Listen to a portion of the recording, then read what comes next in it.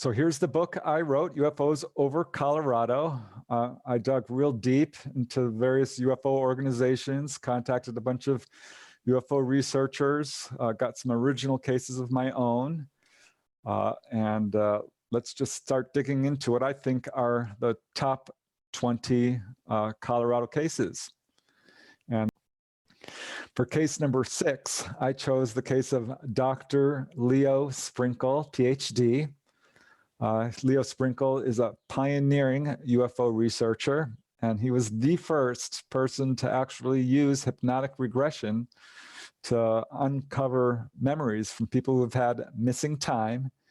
And what a lot of people don't know is he's also a contactee himself.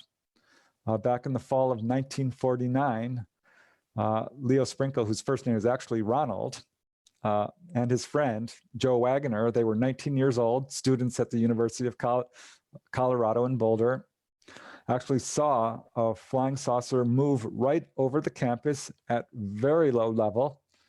And at the time, Leo Sprinkle thought that, quote, only kooks saw UFOs. So he was really impressed by this sighting, and it shook him up pretty bad enough where he wouldn't talk about it to anybody except his friend Joe, who he saw it with. But he knows one thing for sure, as he says, it wasn't an airplane and it wasn't a balloon. So this sighting was constantly on his mind, but he didn't do anything about it. Then 7 years later, on a summer evening in 1956, he had another sighting, and this really caused a radical shift in his life.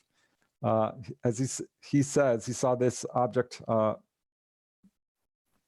moving between them in the Flatirons in the Rocky Mountains.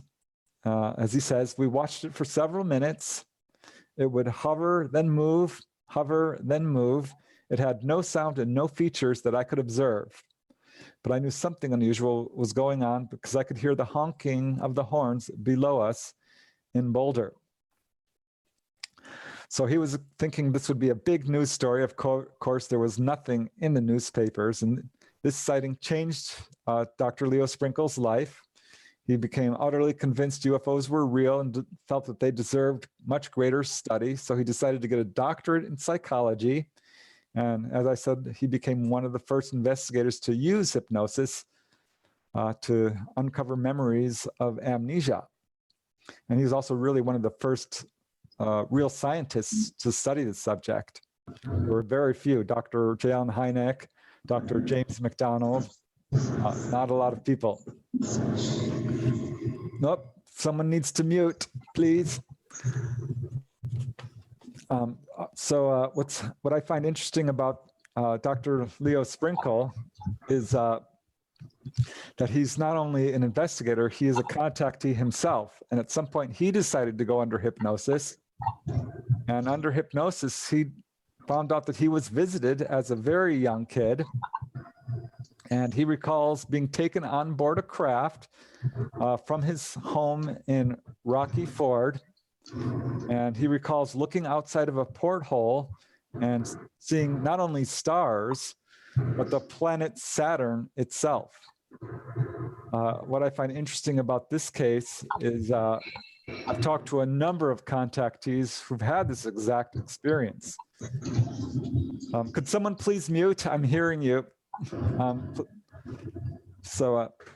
if you could all just check to see if you're not muted, I'd really appreciate it.